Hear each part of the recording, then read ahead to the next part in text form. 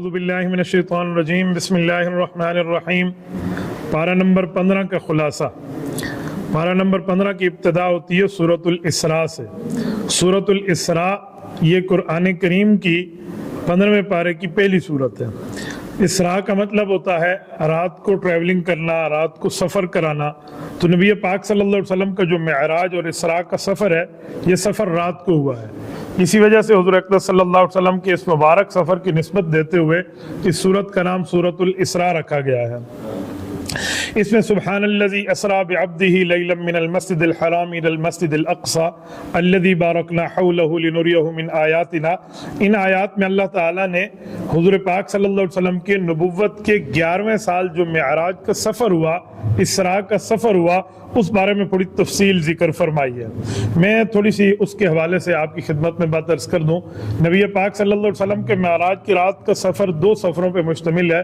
ایک سفر سفر اسراء ہے اور ایک سفر سفر معراج ہے۔ سفر اسراء کا معنی زمین سے زمین تک، سفر معراج کا معنی زمین سے عرش معلیٰ تک کا سفر۔ یہ نبی پاک صلی اللہ علیہ وسلم کا سفر معراج کہلاتا ہے۔ اوپر والے کو معراج کہتے ہیں، زمینی سفر کو اسراء کہتے ہیں، مگر بعضوں کا دونوں کو ملا کے بھی کہتے ہیں۔ قرآن کریم کے 15ویں پارے میں اس جگہ اللہ تعالیٰ نے واقعہ اسراء کو ذکر فرمایا، اور سورۃ النجم کے اندر اور احادیث متواترہ کے اندر معراج اور اللہ جل شانہ کے عرش تک جانے کے سفر کو مکمل فرمایا اور وہاں پر بیان فرمایا۔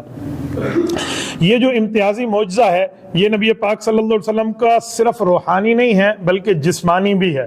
روحانی کا معنی کہ نبی پاک صلی اللہ علیہ وسلم کو صرف خواب دکھا کر معراج کرائی گئی، تو صرف خواب میں نہیں کرائی گئی بلکہ جسمانی طور پہ بھی نبی پاک علیہ السلام گئے ہیں۔ خواب کا معراج کا معاملہ اس سے الگ ہے۔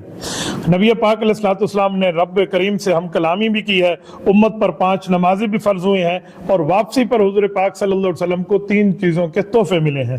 نمبر 1، حضور پاک صلی اللہ علیہ وسلم کو سورۃ بقرہ کی آخری آیات ملی عرش معلیٰ پہ، آمن الرسول بما انزل الیہ من ربہ والمؤمنون کی آیات جو ہیں، نہ یہ مکی ہیں، نہ یہ مدنی ہیں، نہ یہ ارضی ہیں، نہ یہ سماوی ہیں، بلکہ آسمانی اور فضائی اور عرشی ہیں۔ یہ اوپر آیات نبی پاک پر نازل ہوئی تھی۔ دوسرے نمبر پہ نبی پاک صلی اللہ علیہ وسلم کو تسلی دی گئی کہ اگر آپ کا کوئی امتی جتنا گناہ گار کیوں نہ ہو، اگر اس نے شرک نہیں کیا تو ایک وقت آئے گا اللہ تعالیٰ اس کو جہنم سے نکال کے جنت بھیج دیں گے۔ ہاں، جس نے شرک کیا اور شرک پر مر گیا، اس کی بخشش نہیں ہے۔ جس نے شرک کی معافی مانگ لی، اس کے لیے بخشش ضرور ہے۔ اور تیسرے نمبر پہ نبی پاک صلی اللہ علیہ وسلم کو 5 نمازوں کا تحفہ ملا ہے، جس کے پڑھنے پر 50 نمازوں کا ثواب بندے کو مل جاتا ہے۔ اس کے آگے وَقَصَيْنَا إِلَىٰ بَنِي اسرائیل کی آیت میں حضرت نبی پاک صلی اللہ علیہ وسلم کو بنی اسرائیل کے فساد کے بارے میں، سرکشی کے بارے میں بتایا گیا۔ بنی اسرائیل کی سرکشی تھی، تو بنی اسرائیل کی سرکشی پر 2 مرتبہ رب کریم نے ان کو عذاب دیا ہے۔ ایک مرتبہ عراق کا بادشاہ بخت نصر آیا، اور ایک مرتبہ روم کا بادشاہ تیلوس آیا تھا، اور ان دونوں نے آ کے ان کو تباہ و برباد کیا۔ وہ پورا کا پورا واقعہ وہیں ذکر فرمایا کہ بنی اسرائیل کو اللہ کی نافرمانی کی سزا مل گئی تھی۔ بخت نصر نے تو باقاعدہ ان کے ہزاروں آدمیوں کو مارا تھا، اور زندہ بچ جانے والے بھی ہزاروں تھے۔ انہیں قیدی بنا کے اپنے ساتھ بابل اور عراق لے گیا تھا۔ 70 سال تک ان لوگوں نے ذلت اور غلامی کی زندگی گزاری تھی۔ ایک بات یہ ارشاد فرمائی۔ دوسرا، تیتوس بھی آتا ہے، تیلوس بھی آتا ہے اس کا نام، وہ روم کا بادشاہ ہے، وہ آیا تھا، اور اس نے عیسیٰ علیہ السلام کے زمانے میں یہودیوں کی سرکشی اور بدعمالیوں کی وجہ سے ان کے اوپر وہ مسلط ہو گیا۔ اللہ جل شانہ کی طرف سے وہ بھی نیست و نابود اس کو کر کے گیا، اور اس نے بھی ان کے علاقے کو ویران کیا۔ اس کے بعد وَإِنْ عُدْتُمْ کی آیت کے اندر اللہ پاک نے یہودیوں کو ایک بار پھر خطاب کیا نبی پاک صلی اللہ علیہ وسلم کے دور میں کہ اگر تم نے پھر نبی پاک کی مخالفت کی تو تمہارا ہی حشری نشری پہلے کی طرح ہوگی۔ تو یہودی اپنے کرتوت سے پھر بھی باز نہ آئے۔ پھر ان کے ساتھ معاملہ کیا ہوا؟ ان لوگوں کو پہلے مدینہ کے بنو قینقاع اور بنو خزرج اس جگہ سے نکالا گیا، یہ خیبر جا کے بسے، پھر خیبر سے نکالا گیا، پھر حضرت عمر رضی اللہ عنہ کے دور میں تو ان کو جزیرۃ العرب سے نکال دیا گیا تھا کہ اخرج الیہود من جزیرۃ العرب۔ یہ ان کے اوپر یہ تیسرا عذاب ہے جس کو آیات اور حدیث پہ بیان فرمایا گیا۔ میں اللہ سے امید رکھتا ہوں انشاءاللہ تعالی اب جو فلسطین میں یہ بربادی کر رہے ہیں، انشاءاللہ تعالی عیسیٰ علیہ السلام کا وقت آنا ہے۔ یہودیت کے سربراہ نے، دجال نے یہودیت کے گھر میں لد سٹی آف اسرائیل کے ایئرپورٹ پہ قتل ہونا ہے، اور ان کو 4تھی سزا بھی ملنی ہے۔ رب کریم ہم سب کو حضرت عیسیٰ علیہ السلام کا عافیت کے ساتھ لشکری عطا فرمائے۔ اس سے آگے ان ھذل قرآن یہدی للتی ہی اقوم، ان آیات میں اللہ تعالیٰ نے قرآن کریم کو ہدایت کا راستہ بتایا اور قرآن کی صفت اقوم بیان فرمائی ہے۔ اقوم ایسے راستے کو کہتے ہیں جو آسان بھی ہو، محفوظ بھی ہو اور منزل مقصود تک پہنچا دے، اس راستے کو اقوم کہتے ہیں۔ تو قرآن کریم کی اس صفت کو ذکر فرمایا۔ اس کے آگے وَقَضَىٰ رَبُّكَ أَلَّا تَعْبُدُوا إِلَّا إِيَّاهُ وَبِالْوَالِدَيْنِ إِحْسَانًا میں حقوق اللہ کی بات فرمائی، حقوق العباد میں والدین کی بات فرمائی۔ رب کریم کی عادت مبارکہ یہ ہے، قرآن میں جہاں توحید کا ذکر وہیں رسالت کا ذکر آتا ہے، لیکن اس آیت میں ہم دیکھیں وَقَضَىٰ رَبُّكَ أَلَّا تَعْبُدُوا إِلَّا إِيَّاهُ، اللہ نے توحید کی بات فرمائی ہے کہ رب کا فیصلہ اس کی عبادت کریں۔ اب رسالت کی بات نہیں ہے، وَبِالْوَالِدَيْنِ إِحْسَانًا کی بات فرمائی ہے کہ والدین کے ساتھ آپ لوگوں نے حسن سلوک کرنا ہے۔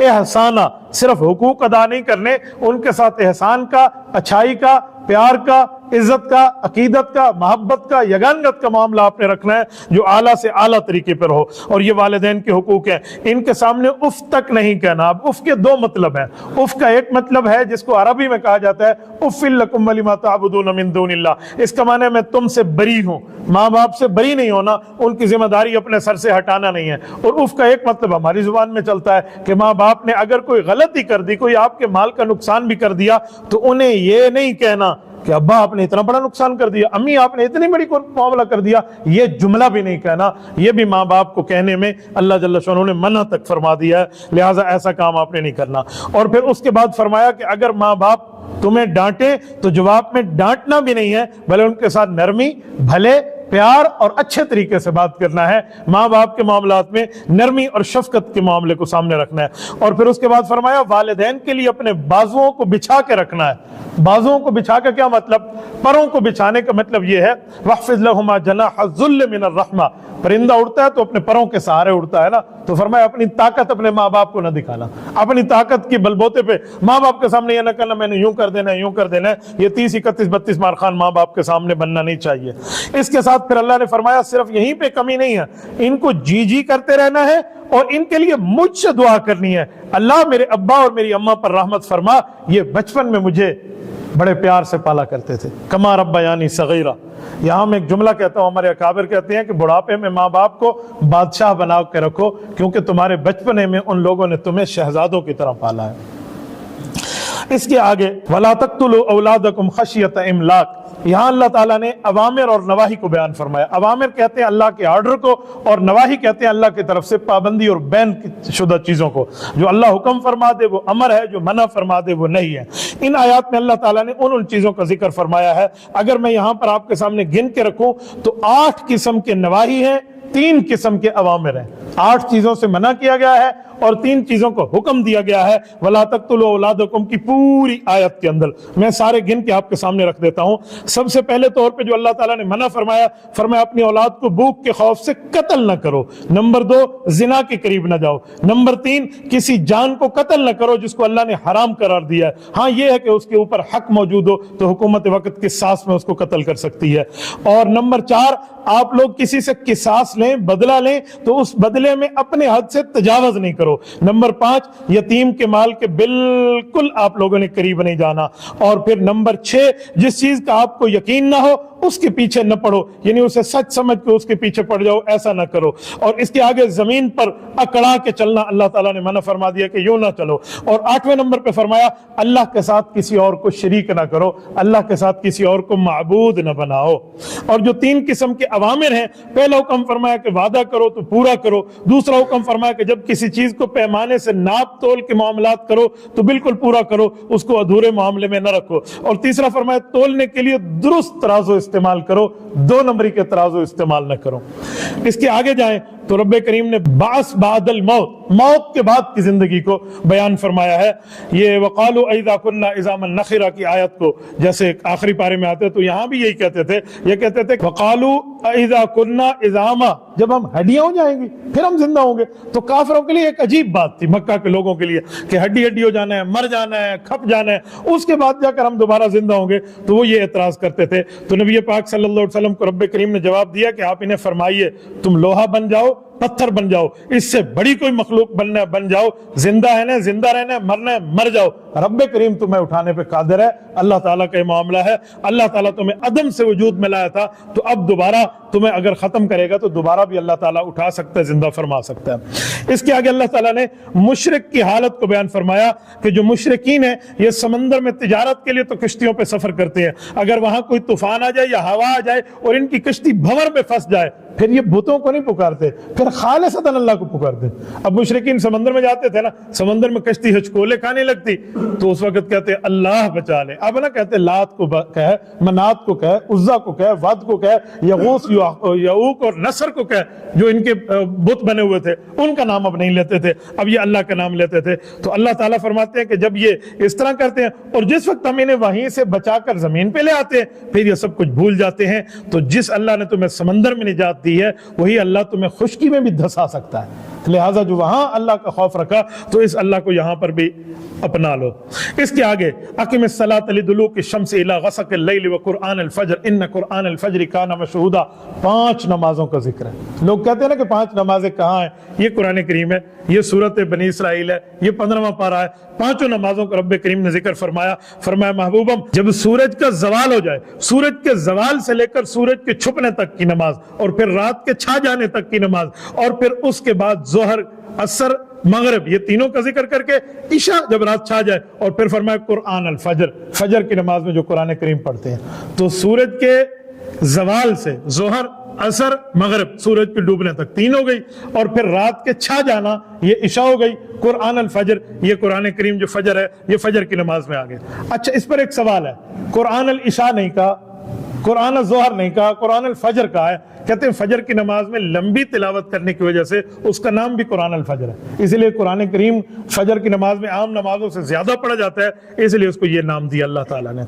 इसके आगे अल्लाह ताला ने वमिनल लैलि फतहज्जद बिही नाफिलतन लक में नमाज तहज्जुद को बयान फरमाया कि नमाज तहज्जुद ये 8 रकात आपने पढ़नी है। हुजूर पाक अलैहिस्सलाम पढ़ते थे, तो जिस आदमी ने इसको पढ़ना है, तहज्जुद का अफजल और अच्छा वक्त ये है कि नींद से उठ के पढ़े। तहज्जुद हजदा से है, इसका माना होता है बिस्तर को नींद में छोड़ देना, ये है असल। लेकिन कोई आदमी समझता है कि मैं सुबह उठ नहीं सकता, तो ईशा की नमाज के बाद भी अपने 8 रकात तहज्जुद की पढ़ ले, तो उम्मीद है अल्लाह ताला से कि अल्लाह इसे तहज्जुद वालों में शामिल फरमा देंगे। इससे आगे वयसअलूनका अनिर रूह कुल रूह मिन अम्रि रब्बी, मुशरिकीन ने नबी पाक अलैहिस्सलाम से रूह के बारे में पूछा, तो हुजूर पाक को रब ने फरमाया कि इन्हें रूह के बारे में कोई ना बताए, इनका दिमाग इतना कोई नहीं है कि ये उसको समझ जाएंगे, इन्हें एक ही जवाब दें, कुल रूह मिन अम्रि रब्बी। फरमाया जो रूह है ना, ये अल्लाह ताला के अमर का मामला है, अल्लाह जाने, अल्लाह का काम जाने, बस तुम इतने पर भी अपना ईमान रखो। इसके आगे खातिमुल अंबिया सल्लल्लाहु अलैहि वसल्लम के लिए फरमाया कि जो नबी पाक सल्लल्लाहु अलैहि वसल्लम को अल्लाह के लिए ये आकर मिन्नत करते हैं कि आप हमारे लिए ये मौजज़ा लाएं, ये मौजज़ा लाएं, ये मौजज़ा लाएं, इस तरह की बातें करते हैं, ये नबी पाक अलैहिस्सलाम के बारे में समझते हैं कि हुजूर पाक हर कुछ कर सकते हैं, इसमें कोई अल्लाह ताला का मामला दखल नहीं है। तो उन लोगों को जवाब दिया, फरमाया उस वक्त तक ये कहते हम ईमान नहीं आएंगे जब तक हमारे मुतालबे पूरे नहीं होंगे। फिर 7 मुतालबे काफरों का जिक्र फरमाए। पहला मुतालबा जमीन से चश्मे निकाल दें, दूसरा खजूरों और बागात को आप अपने साथ लेकर फिरें और उसके साथ नहरें भी चल रही हूं। नंबर 3, आप दावा करते हैं यही, तो फिर आसमान के टुकड़े टुकड़े करके हमारे ऊपर गिरा दें। नंबर 4, अल्लाह और फरिश्तों को हमारे सामने लाएं। नंबर 5, सोने का घर वजूद में आ जाए वो हमें दिखाएं। नंबर 6, आप आसमान पे खुद चढ़ जाएं। नंबर 7, आप आसमान से लिखी हुई ऊपर से किताब लेकर आए, हम उसे देखेंगे तो ईमान लाएंगे। ये इस तरह की डिमांड्स काफिर लाते थे। तो नबी पाक सल्लल्लाहु अलैहि वसल्लम को रब्बे करीम ने फरमाया, महबूब हम ऐलान कर दें, कुल सुब्हान रब्बी हल कुन्तु इल्ला बशरर रसूला, अल्लाह ताला की ज़ात आलिया पाक है और मुझे अल्लाह ने इंसानों को भी सरबराह बनाया है, रसूलों को भी ताजदार बनाया है। मैं बतौर इंसानियत, आला दर्जे के इंसानियत जिसमें गुनाह का दखल भी नहीं होता, फरमाया आला दर्जे के इंसान होने के नाते, रसूलों के सरबराह होने के नाते, ये काम तुम्हारे पूरे नहीं कर सकता, ये रब्बे करीम का काम है। तुम मुझसे वो बात करो जो मेरे बस के मामलात हो, बाकी मामलात रब जाने, रब का काम जाने। वो जब चाहे मेरे हाथ पे मुआजिज़ा दिखा दे, जब चाहे रोक दे, تو معجزہ اللہ کا کام ہے، وہ نبی کے ہاتھ پہ ظاہر کرتا ہے، ولایت میں کرامت بھی اللہ کا کام ہے، وہ ولی کے ہاتھ پہ ظاہر ہوتی ہے، اس میں نبی اور ولی کا اپنا کوئی دخل نہیں ہوتا۔ اس کے آگے حضرت موسیٰ علیہ السلام کے لیے فرمایا وَلَقَدْ آتَيْنَا مُوسَىٰ 9 آیات بینات، اس پہ اللہ نے فرمایا ہم نے 9 واضح نشانیاں حضرت موسیٰ علیہ السلام کو دی ہیں۔ اب 9 واضح نشانیاں کون سی ہیں؟ یہاں سے اللہ تعالیٰ نے 9 واضح نشانیاں گنوا دی ہیں۔ اس کو آیات میں اگر ہم گنے تو ہمارے سامنے ہے کہ یہ وہ 9 واضح نشانیاں معجزات بھی ہیں یا احکام خداوندی بھی ہو سکتے ہیں۔ عصا ہے، ید بیضا ہے، زبان میں لکنت تھی تو ختم کر دی، سمندر کے 2 حصے کر دیے، فرعونیوں پر عذاب ڈال دیا، طوفان کا عذاب ڈالا، کپڑوں میں جوئیں مل گئی، مینڈکوں کا عذاب آیا، خون کا عذاب آیا۔